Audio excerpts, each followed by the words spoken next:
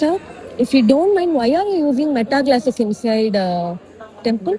Meta கிளாஸை போட்டு திருப்பூர் கோவிலுக்கு வந்து போட்டோ எடுக்கிறாங்க. அண்ணாமலையார் கோவில்ல வந்து இதே மாதிரி மெட்டா கிளாஸ் வச்சு போட்டோ எடுக்கிறாங்க. இது மிகப்பெரிய சீரியஸ் இஷ்யூ. இது மாதிரி திருப்பதிலயோ இல்ல வேற எங்கேயாவது போய் பண்ண முடியுமா? தமிழகத்துல இருக்கிற அனைத்து முக்கிய ஸ்தலங்களிலுமே இந்த ரேபன் மெட்டா கிளாஸஸ கண்டிப்பா பேன் பண்ணியே ஆகணும். நிறைய இளைஞர்கள் தெளிவு இல்லாம போட்டோ எடுத்தா என்ன தப்புன்னு கேக்குறீங்க. உங்க வீட்டு பீரோல இருக்கிற நகைகளை போட்டோ எடுத்தா நீங்க சும்மா இருப்பீங்களா?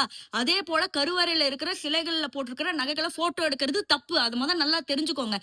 சாமியை நம்ம அங்க போறோம், தரிசிக்கிறோம், கும்பிடுறோம், அவ்வளவுதான். ஆனா அதை விட்டுட்டு போட்டோ எடுக்கிறதுலாம் மிகப்பெரிய தப்பு. ஏன்னா சாமியை பார்க்கும்போது பொம்பளைங்க சாரி கட்டிருப்பாங்க, ஐயோ சாமி முருகா அப்படின்னு கையை தூக்குவாங்க. இங்க இருக்கிறதெல்லாம் தெரியும் அப்படியே. சோ வந்து இதோட சீரியஸ்னஸ் புரியாம நீங்க வந்து கமெண்ட் பண்ணிட்டு இருக்கீங்க. அதுல வந்து ஐடியா இல்லாத பசங்க ஸ்டிக்கர் போட்டு வந்திருக்கலாம். எவ்வளவு கேவலமா இதெல்லாம், கேவலமா இல்ல இதெல்லாம். நான் எடுத்து வீடியோ போடும் போது நீ வந்து லைக்ஸ் வியூஸ்க்காக பண்ற அப்படின்னீங்க. இப்ப இது என்ன சொல்வீங்க? இதை என்னையா சொல்லுவீங்க எல்லாருமே?